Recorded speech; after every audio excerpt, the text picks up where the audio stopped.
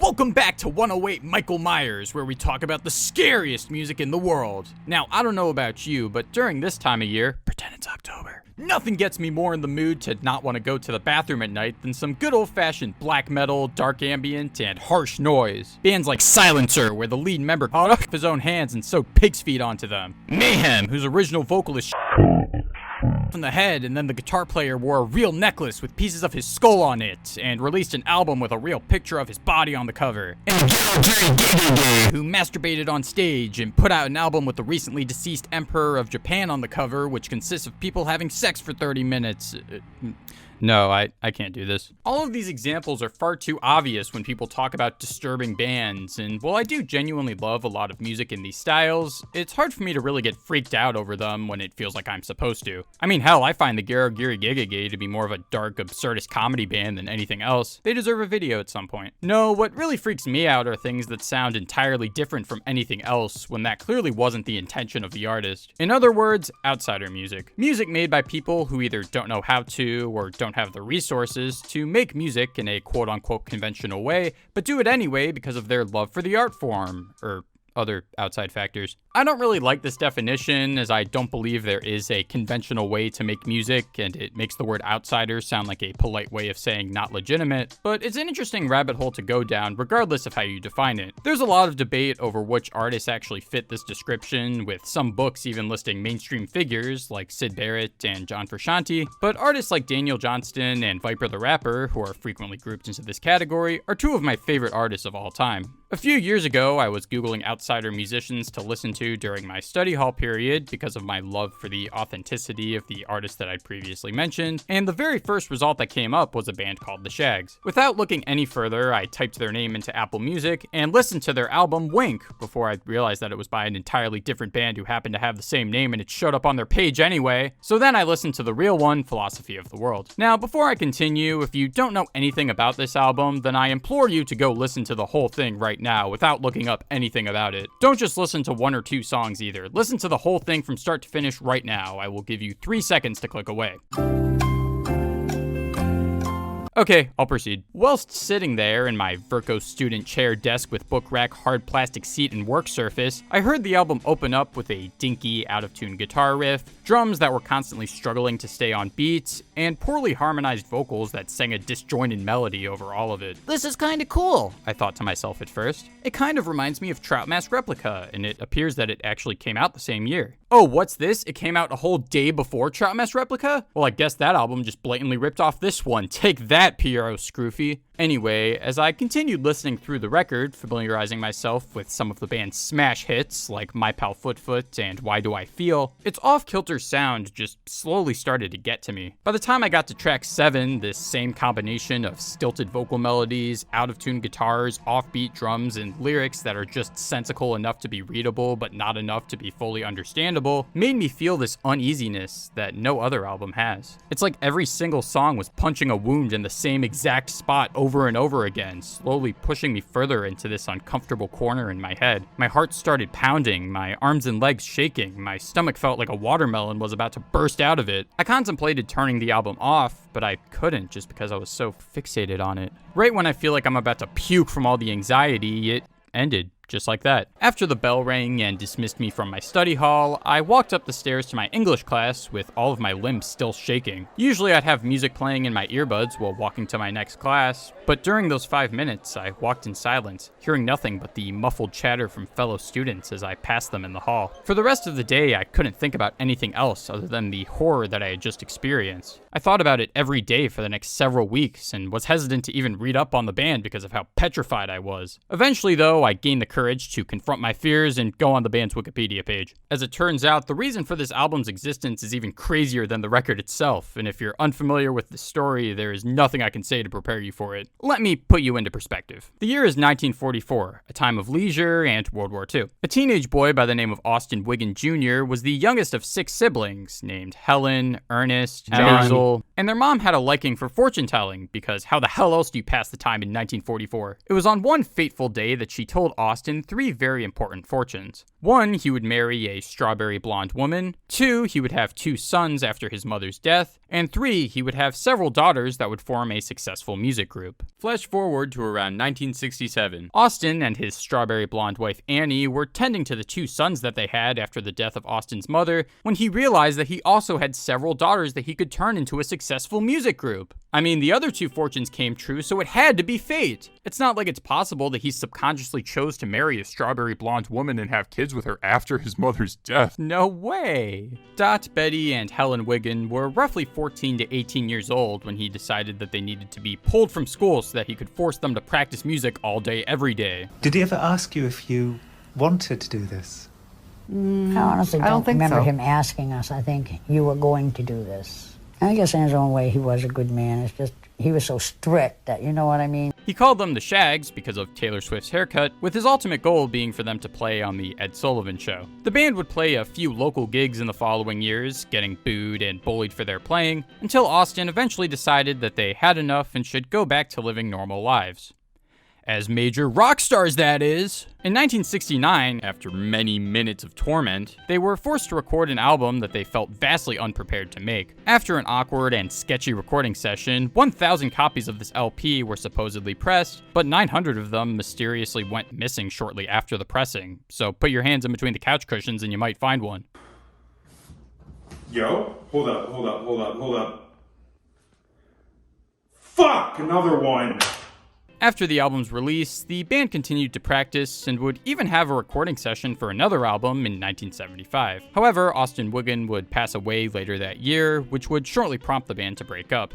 In the years following the release of Philosophy of the World, they would start to gain a cult following. Those 100 copies of the record floating around in the wild would eventually catch the attention of some pretty notable people, including Frank Zappa, who got some of their songs to play on a KMET radio broadcast in 1973, and Terry Adams, the founding member of roots rock band NRBQ, who would go out of his way to reissue the album on the band's label in 1980. The success of this reissue would actually prompt the label to release the recordings from the 1975 sessions as an archival release called Shag's Own Thing, that I swear everyone just pretends doesn't exist when they discuss this band despite it being actually a really interesting piece of the group's history. We'll get into it here though. There are some other common misconceptions about the story of this band, like how a lot of people thought that they had no frame of reference as to what music even sounded like because of this preamble on the back of the LP cover. And while it is true that they weren't allowed to go out and experience live music growing up, Dot reveals in this interview that each band member had a liking for certain musical artists, like Herman's Hermits, Ricky Nelson, and Andy Williams, even if none of them were cited as an explicit influence on the band's music. I mean, hell, the song My Companion is literally about how Dot likes to listen to her radio. It's kind of hard not to hear any music ever. Now, I think it's safe to say that the story surrounding this band is probably more well known than the group's music itself, and as such, not a lot of people are exposed to it without knowing the context. I didn't want to contribute to this phenomenon, which is why I was so adamant earlier about clicking away if you didn't know about the album already, but I doubt many of you even did that, so screw it, you can't unlearn what I just told you. If any of you did click away though, then please leave your experience in the comments, I'd love to hear it. Going back to this album after knowing its context was an entirely different listening experience for me than it was beforehand, as it made things more comprehensible, yet more terrifying at the same time. The whole veneer of this perfect family image given off in the lyrics, and the final paragraph on the back of the record stating they are sisters and members of a large family where mutual respect and love for each other is at an unbelievable high, is kind of messed up when its whole existence is a product of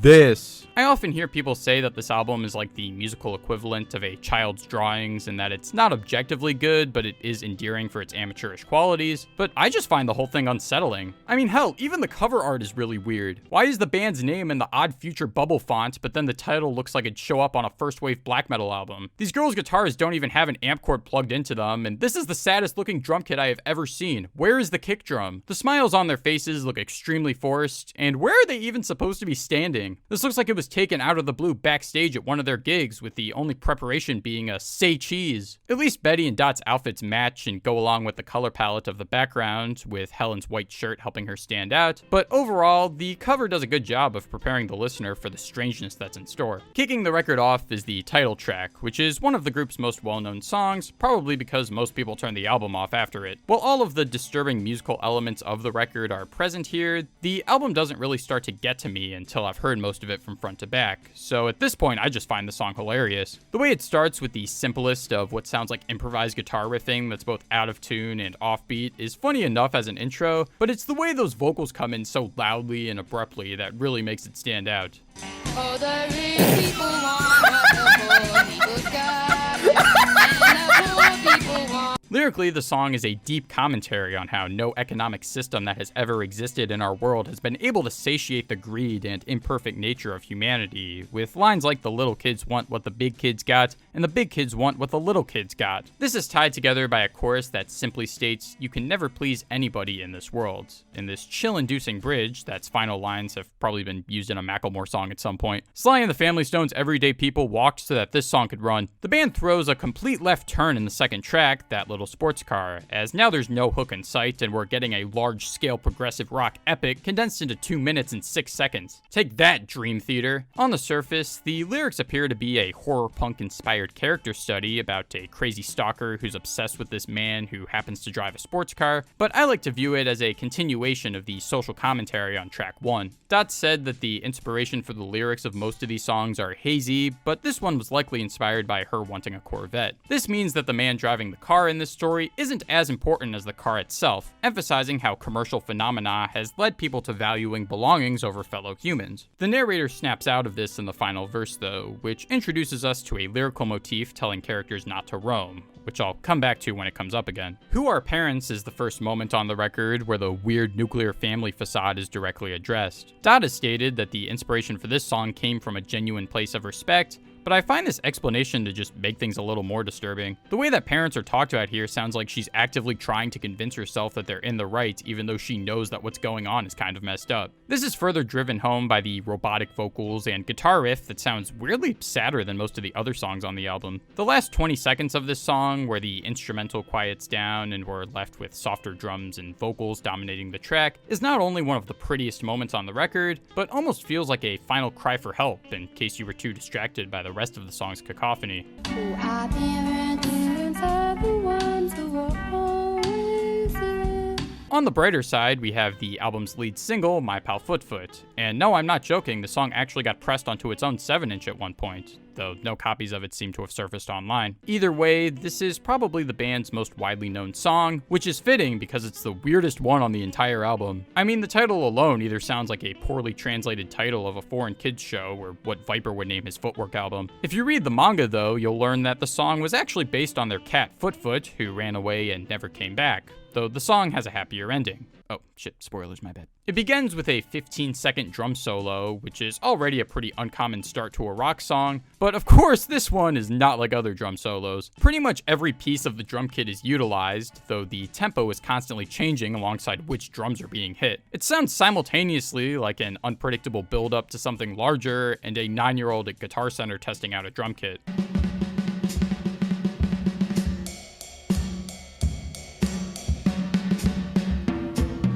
The guitars do their best to build off of the unstable drum beats until about 40 seconds into the song when the vocals timidly slide in. It should go without saying that this song sounds like the band is rehearsing it for the first time, but there's something so off about it that it pushes it beyond just that. Maybe it's the weird lyrics or lack of any cohesive song structure, but I kind of think it's the backup vocals that make it so unsettling. They're so crudely shoehorned in that I feel like they'd work better as ad-libs in a Migos song. I take your beat right from you.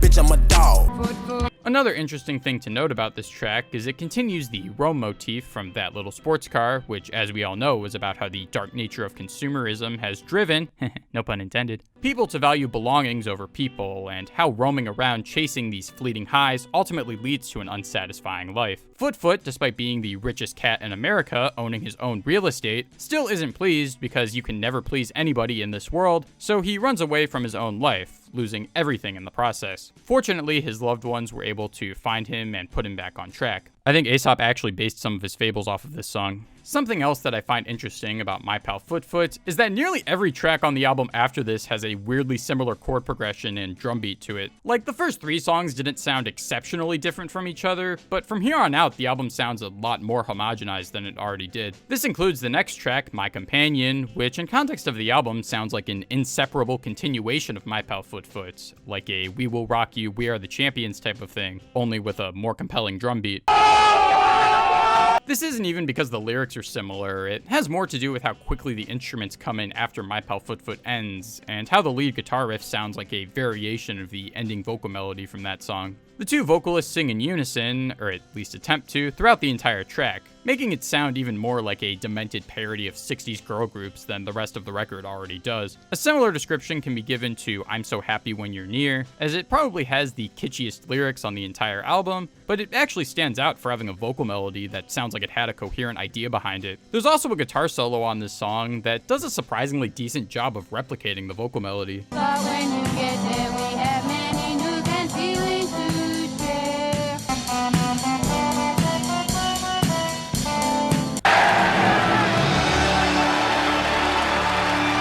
Approaching the record's B-side, we have Things I Wonder, which was also the B-side to the mythical My Pal Foot Foot single. This is about the point in the album where the band's sound really started to freak me out when I first heard it, and listening back I can kinda see why. While the vocal melodies changed slightly, the vocals themselves still sound every bit as robotic and creepy as they did on track 1, with the instrumental breaks in between verses sounding nearly identical for the past handful of songs. I don't remember if I was paying attention to the lyrics on my first listen, but hearing them again on here, and especially the next track, Sweet Thing, kind of weirds me out. Both songs are about the frustrations of being in a relationship where not all of the SD cards are properly formatted, so to speak, but where the former sounds like it could have been reworked into a brill-building pop song, the latter is just a genuinely dark and sad depiction of hopelessly loving someone even though they make you hate yourself. There's something so surreal about hearing lyrics like this performed in such an amateurish way, especially near the end of Things I Wonder when the drums speed up. We then get the festive and timeless classic, It's Halloween, which I played on the aux at a Halloween party after I asked someone what their least favorite Queen song was and they said Purple Rain. You'd think it'd be a hard left turn to go from talking about the trauma of a poorly functioning relationship to the fun festivities of one of the most beloved holidays in existence, but because it's on the Weird Fortune Teller album, it's hardly even noticeable. In fact, I already consider this to be one of the creepiest things ever made, so throwing a Halloween song in the mix just solidifies it as being perfect for the season. Pretend it's October again. It doesn't really do anything musically that the rest of the album hasn't already, but I like how this little guitar lick comes in to mimic the vocal melody for a few seconds every so often, or at least tries to. It's Halloween, it's Halloween.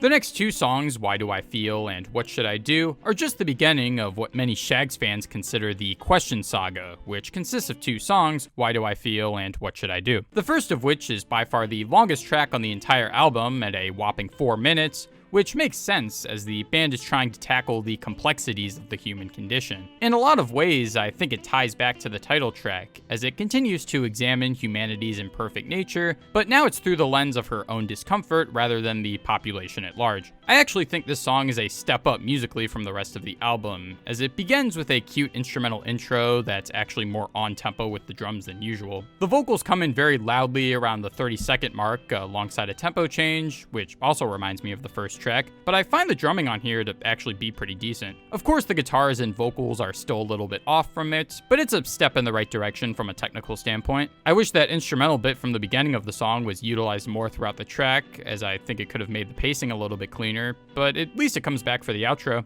What Should I Do plays off of and almost gives new context to the previous track, as it feels like the reason why Dot is so unsure of everything ties back to an unstable relationship, possibly the same one she was talking about on Sweet Thing. This makes the tracks add up to a greater whole, feeling like one big statement on the confusion and frustration of growing up and trying to solve the world's problems, even though you're so powerless in the grand scheme of everything. That only leaves one more track, which is a Christian rock song called We Have a Savior. Actually, they don't specify in the song what type of higher power they believe in, which I think makes it more universally appealing for those who are spiritual. It makes sense as a closer to the record, as it's maybe the most optimistic track on the entire thing, and contextualizes all of their confusion in a way that makes sense to them. Out of context, it sounds like I just walked into a 3rd grade Sunday school music class. So overall, I find this record to be really fascinating. I understand if people find it to be too repetitive to love all the way through, but its sound just gets under my skin so much that I can't help but be hypnotized throughout its entire runtime. Even if the album's more depressing moments weren't directly written about their dad who forced them to make music, it's hard to think about these songs outside of that context. I mean, these girls unwillingly had to practice non-stop for over a year before recording this thing. I'm sure all of that experience, at least subconsciously, bled into the songwriting. Austin passed away in 1975, the same year that the recording sessions for much of what would become Shag's Own Thing took place. On top of original material, the record has a few covers, including I Love by Tom T. Hall, Yesterday Once More by the Carpenters, and even My Pal Foot Foot by the Shags. Yeah, they actually re-recorded this track and tried to make it sound less...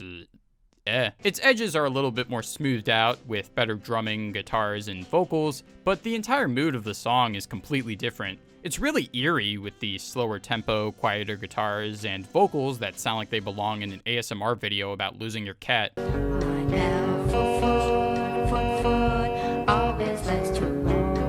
There's still a lot of awkward changes in melody that make certain parts feel loosely stitched together, but overall, it feels like a more completed vision than what we got on Philosophy of the World, even if I still like that version more. For the most part though, this album actually reminds me of the cutesy yet off-kilter twee-pop sounds of bands like Beat Happening and The Magnetic Fields, which is super interesting considering the time it was recorded. Painful Memories is a genuinely pretty ballad about missing an ex-lover, and even though the lyrics are kind of generic and there isn't a significant amount of instrumental progression, making it feel a lot longer than it actually is, it shows how much the Wiggins sisters improved as musicians in the time between this and Patwa. The drums are light and fluffy, the guitars are blissful and flowery, and it's all held together with a pretty nice bass line. Wait a minute, the Shags have a bass player? Well, as a matter of fact, not only do they have a bass player, they have another sister who officially joined the band as their bass player after the recording of Philosophy of the World. This is like finding out that there's a fourth Jonas brother. Except he never got to do shit. My Cutie, in comparison to most of the album, is much more compressed and lo-fi, which I think helps to sell it as this cute little bite-sized track. According to Dots, the song was written about her nephew, who was 3 or 4 years old at the time, which just makes this that much more wholesome. Easily the weirdest track on the album, and maybe the entire Shags lore, is the title track, and that's even including this potato-recorded live rendition of Gimme Dat Ding by the Pipkins that they threw on the record for some reason.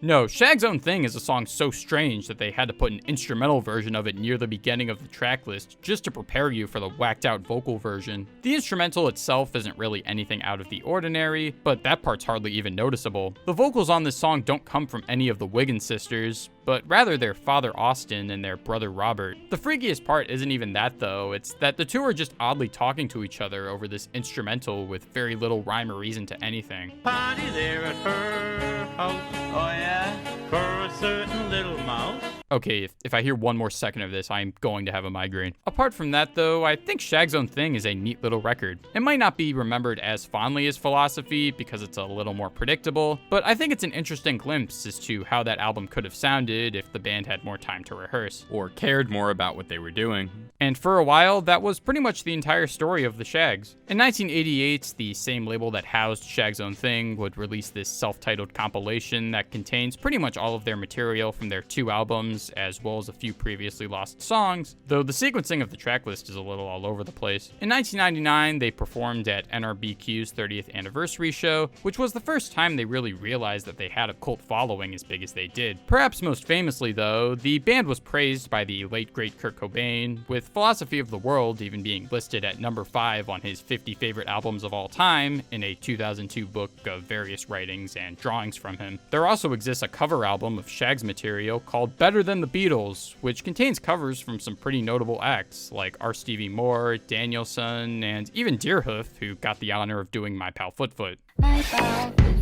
Foot Foot, now he has no home. Where will Foot Foot go? What will Foot Foot do? There's even an off-Broadway musical adaptation of the Shags story, though it hasn't been performed in a few years and I haven't been able to find any full tapings of it online, so if you know a way I could find it, then please comment. There's been talks of a movie adaptation of the story as well, though that's been thrown around for over 20 years now. Helen would unfortunately pass away in 2006 due to health issues, and the band was pretty much over.